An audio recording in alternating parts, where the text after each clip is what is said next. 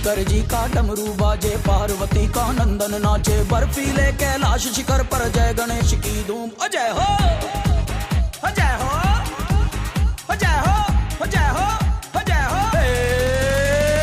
शंकर जी का डमरू बाजे, पार्वती का नंदन नाचे, बर्फीले कैलाश शिखर पर जय गणेश की धूम।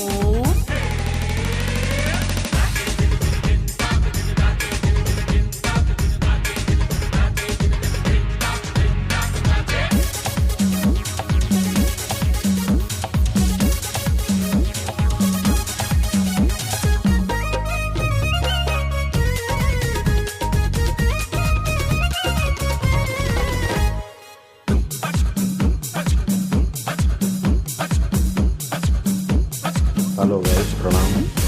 मनमोहक मन भावन नटखट मूषक गण सब भागे सरपट। बाम्बो प्रणाम, जय जगन्नाथ। आसतु देखा किभଳି बाउंश सब कटा जाउछि। आमे मध्य किछि बाउंश काटिबा, जहाँकि बाउंश सुखिला परे ताकु नै धड़ा बनाइबा एवं किछि बाउंश बेपारी को बिकिदेबा, ता बदल से किछि पैसा भी देवे। एपरि भाव जो कि बाना भाईंकर मध्य बाउंश सब बिकी देइचंती एवं ए बाउंश बुदा मध्य सब उठेई देवे एवं एइठारे से तांकर धान खड़ा करिवे।